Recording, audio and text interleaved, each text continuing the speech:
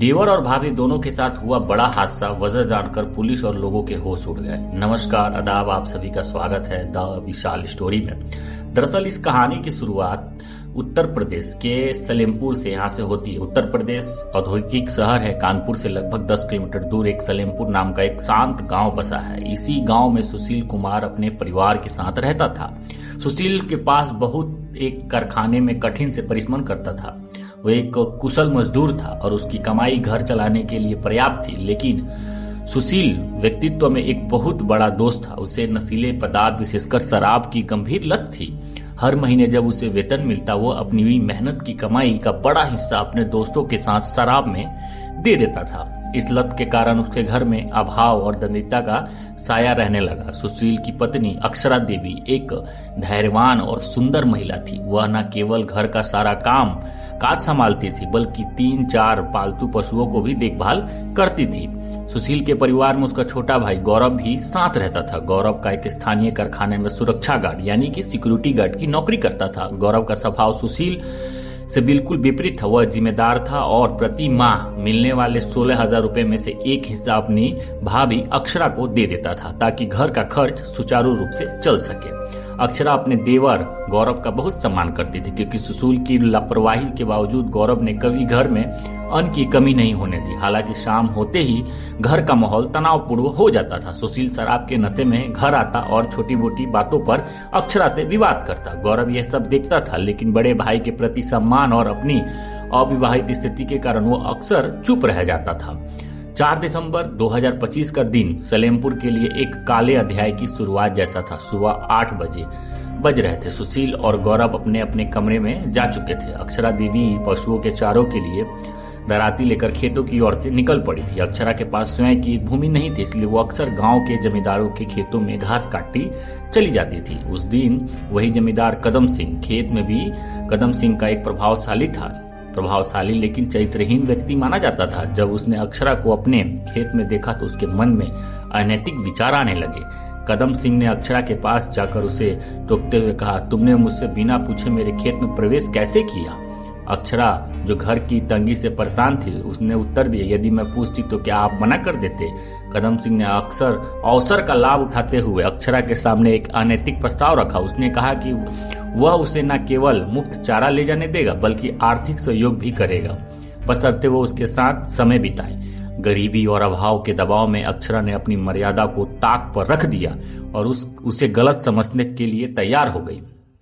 कदम सिंह और अक्षरा के बीच यह अनैतिक मेल जोल बढ़ता गया। कदम सिंह अक्सर अक्षरा को पैसे देता और बदले में वो खेतों में एकांत में मिलते और अक्षरा की आर्थिक स्थिति तो सुधर गई लेकिन उसके चरित्र पतन की ओर बढ़ चली। धीरे धीरे कदम सिंह एक गंदा सोच इतना बढ़ गया कि वो सुशील और गौरव की अनुपस्थिति में उनके घर भी आने लगा। 11 दिसंबर 2025 को जब सुशील और गौरव का काम पर थे तो कदम सिंह अक्षरा के घर पहुंचा, लेकिन इस बार उन्हें पड़ोसी कमल सिंह ने देखा। कमल सिंह को संदेह हुआ और उसने इस बार गौरव को सूचित करने का निश्चय किया। शाम को कमल सिंह गौरव से कहा, तुम्हारी भाभी गलत मार्ग पर है। तुम्हारी अनुपस्थिति में कदम सिंह तुम्हारे घर आता है। और गौरव को जब ये बात पता चला तो वो क्रोध से भर गया और उसने घर में पहुंचकर अक्षरा से स्पष्टीकरण मांगा। अक्षरा ने रोते हुए अपनी पीड़ा सुनाई। तुम्हारे भाई नशे में रहता है, वो ना तो मुझे सम्मान देता और ना ही मेरी जरूरतें पूरी करता है। मैं क्या करूं?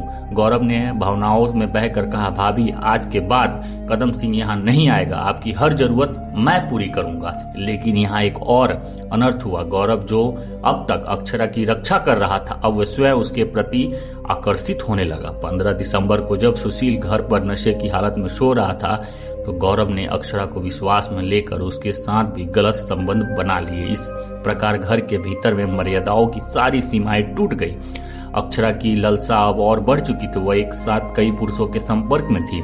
22 दिसंबर को उसका मोबाइल फोन पानी में गिरकर खराब हो गया। वह उसे ठीक करने जाती तो जतिन नाम के एक युवक की दुकान पर गई तो जतिन भी गलत इरादे वाला व्यक्ति था। उसने फोन फ्री में ठीक करने के बदले अक्षरा से अनैतिक मांग की जिससे अक्षरा ने स्वीकार कर लिया।